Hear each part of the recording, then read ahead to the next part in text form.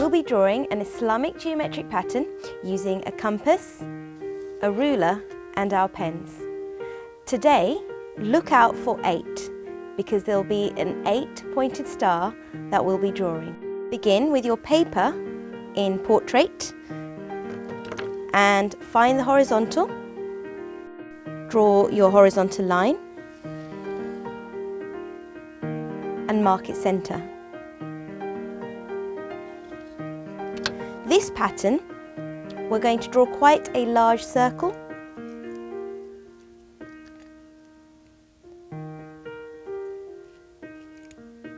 So I'm going to open up my compass, quite big, leaving a small margin either side of the paper. Place the compass carefully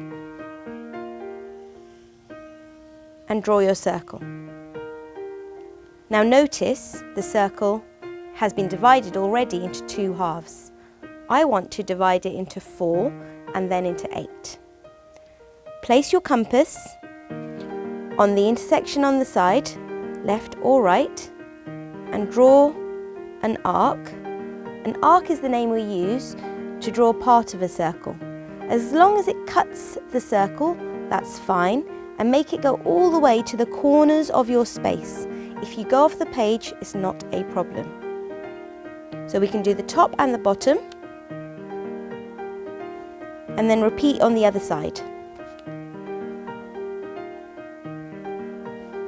Okay, now we're going to divide this into 4 by drawing a vertical. We're going to construct a vertical. So the compass, looking at these 2 intersections, make sure that that distance, your compass is just more than half, and draw an arc.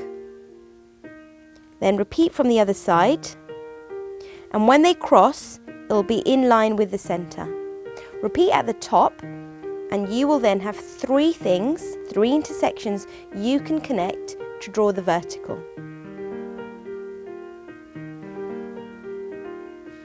As long as this distance is more than half, you will be fine. So we have an intersection, the center, and another intersection all lined up. Again, line up very carefully. And you've divided your circle now into 1, 2, 3, 4 equal quarters. Now this compass, we changed the distance between the point and the pen. We're now going to make sure it's the original size that we set it for drawing the circle. So the original radius. That's the distance from the center to the circumference.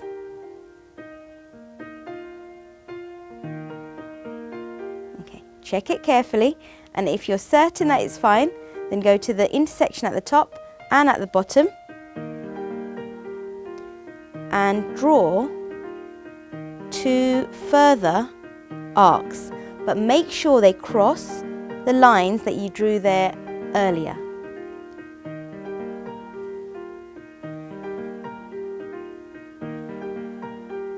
We can now join one of these corners through the center to the corner that's diagonally opposite it, and that will create a quarter turning into an 1/8.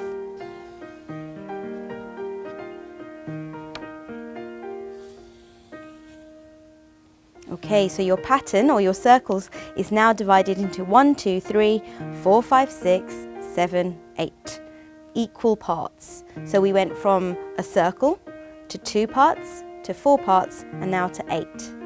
Now these corners also can become a square that contains this circle exactly.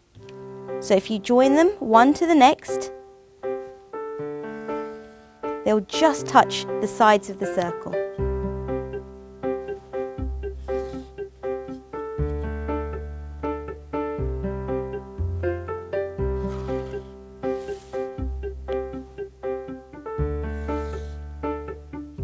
Now the pattern we're going to draw is going to be contained within a square. We've got one large square, but we've also got 4 smaller squares. So we're going to draw that pattern, 1 in each of those squares. We need each of those squares to be divided into 8 as well. So if you look, you have one diagonal. We can add in the second diagonal for each of them.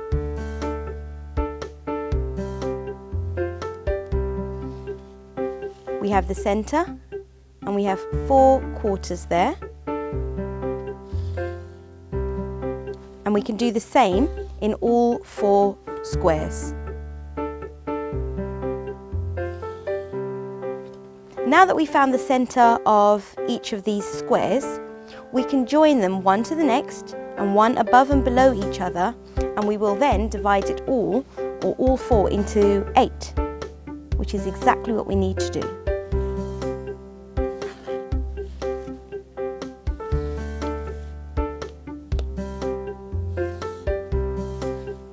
We have lots of squares in amongst this, but the ones that we care about are this first one, divided into 8, the second one divided into the 8, and then 2 further ones divided into 8 at the bottom. We're going to use our compass to draw 4 circles. Each circle is going to be within these squares. Place it carefully at the center and open up the compass so that it just touches the side and the top. Check this carefully and try to find the best fit. There's our first circle, our second circle,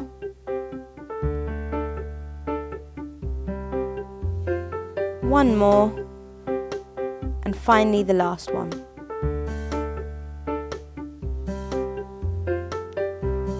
Now in each of these circles we're going to draw further squares, but they're going to be squares that overlap one another to create an 8-pointed star. So firstly we're going to draw the tops and the bottoms of the squares. Notice where the diagonal cuts the circle and all 4 of these points are in line. So we can draw the top of the square there and another one there. Repeat this for the bottom of the square. Again, look where the circle is being cut by the diagonals. Line them up and draw your squares. Repeat again for the next ones.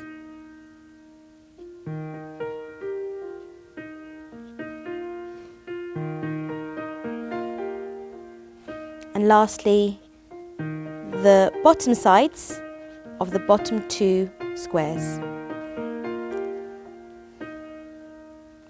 Now we're going to complete the sides of the squares. And notice how you can do 2 squares at a time. And always the squares have their corners on those green circles. So like I said, there will be 2 squares overlapping one another. And it will have its corners on the north, east, south and west of each of these circles. North, east, south and west, that's already highlighted. North, east, south and west. And then finally, the 4th circle.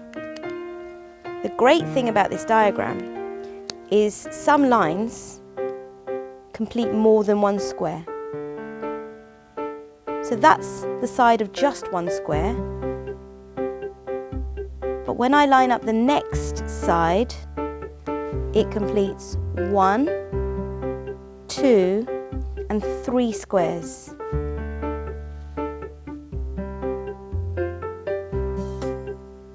One, 2 and 3 squares. this one, just 1.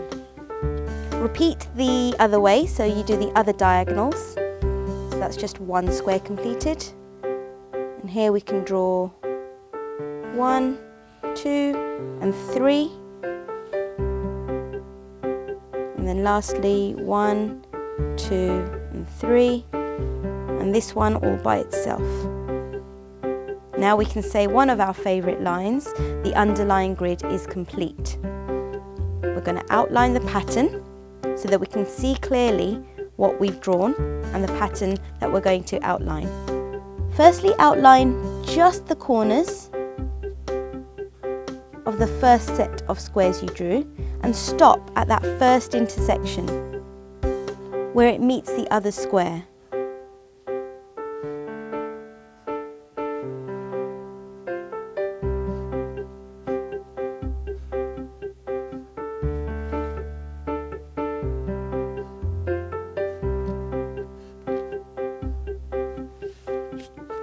Now doing the sides,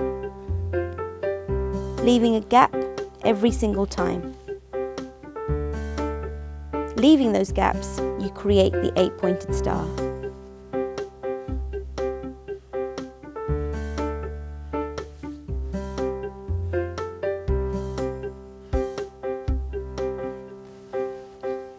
And then lastly, the second set of squares. They will now join the corners that you just drew, and also the corners will touch each other. So this corner just goes completely into this corner and it's like one continuous line.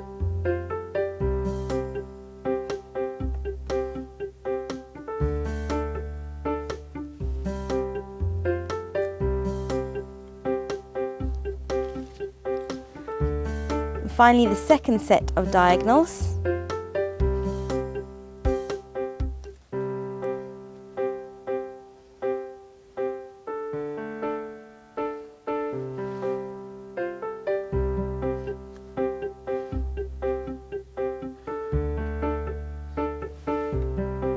The very last lines.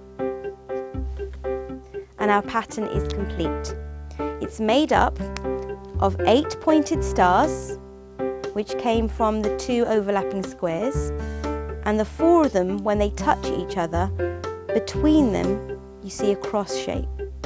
So together they tile very beautifully. The pattern is complete. What we're going to do now is trace the pattern and transfer it to watercolour paper. So using your tracing paper, attach it to the construction.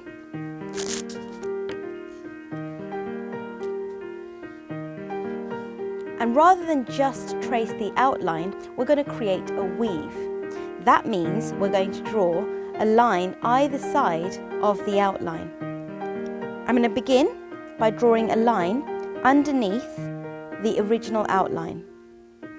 Now I'm going to judge this distance by eye.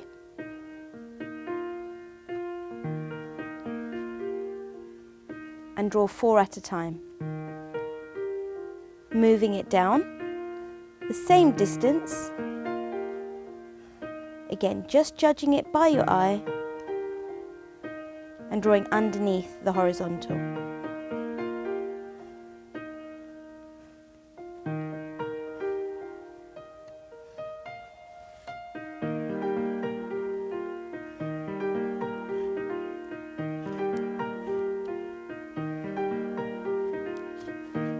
Now if I rotate my paper, I'll do exactly the same again, underneath every single horizontal, adding another line. Do not worry if your lines are too long or too short. We can erase and neaten up the pattern on the tracing paper when all of them have been drawn. I'm going to rotate the paper again and repeat the same steps, drawing underneath each of the lines. By doing this systematically, it can get very confusing working your way around the diagram and doing it haphazardly. So the last set, and you'll begin to see how you've thickened up each of the lines to create a channel that we can then weave to make sure it looks like it's going under and over one another. So just lifting up the tracing paper, you can see how you've thickened up each of those square corners. We're going to do the diagonals exactly the same way.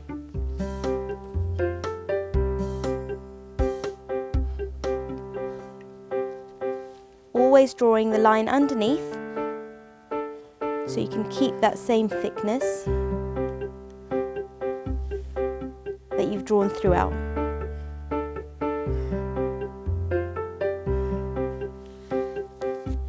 Rotate the paper and do the next set of diagonals, again underneath.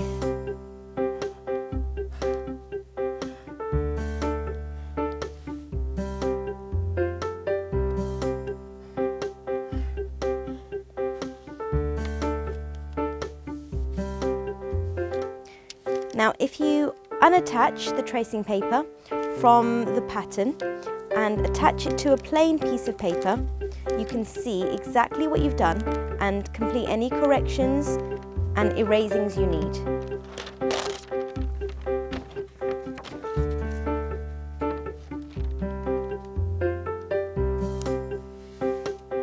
So looking at this square,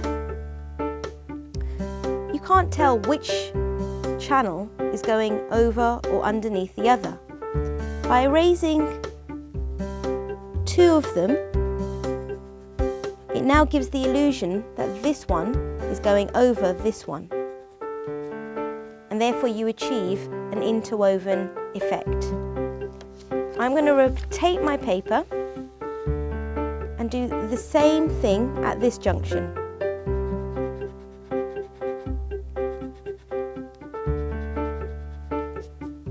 Rotate the paper and do the very same erasing on this junction.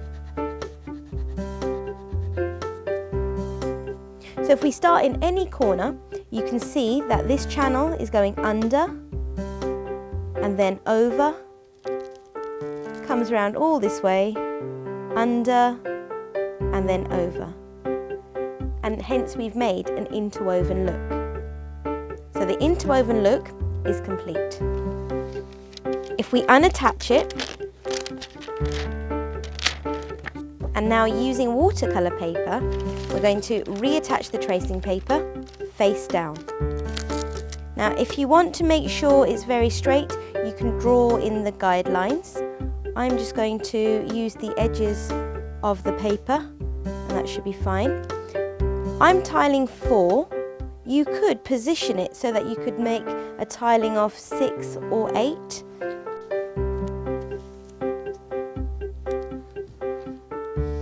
So I've attached it face down and then I'm going to use the spoon to rub and transfer the pattern.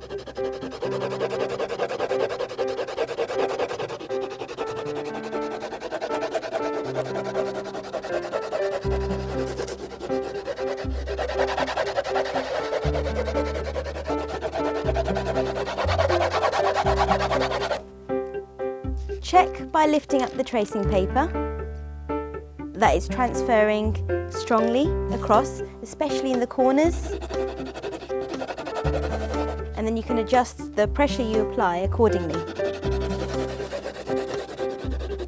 Okay, let's have a look.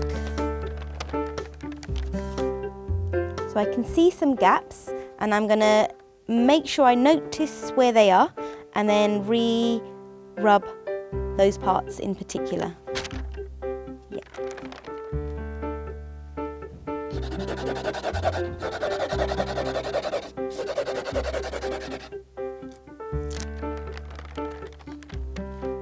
Okay, so it looks as though the pattern's transferred fully. I can now remove the tracing paper. I'm going to use watercolour pencils.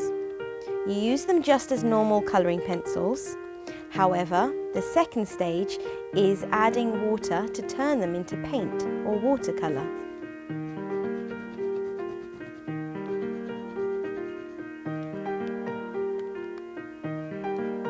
I don't need to be too careful with how I colour in, as I'll be using a brush, and that will neaten up and blend the colours into the whole channel and also into one another.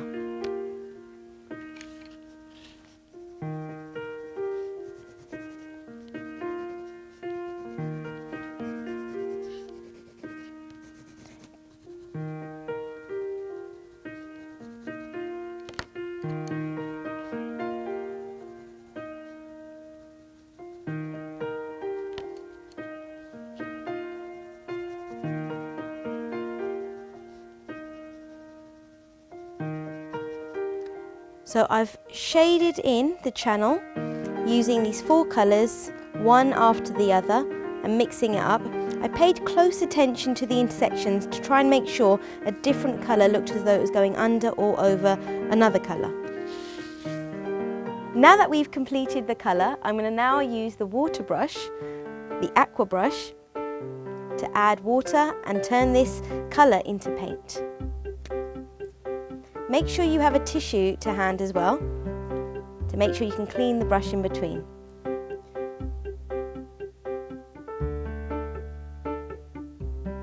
Just by blending it very gently, you can move the pigment, the colour, into the corners of your space and blend them into one another as well. Watercolour pencils are very enjoyable to use, especially if you're not too confident painting, because you can colour in with the pencils to begin with.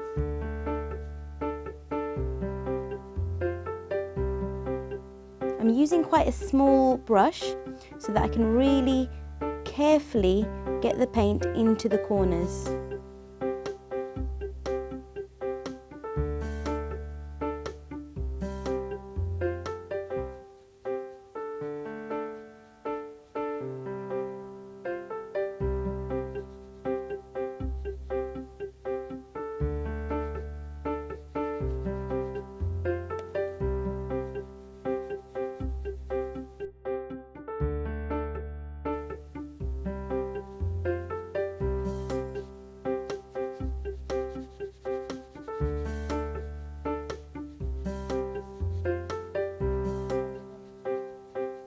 Keep on going until all the colours are blended. Last bit. And I think we're complete. So an interwoven pattern made up of 8 pointed stars, looking as though they're interwoven, one line going under or over another. The pattern is complete.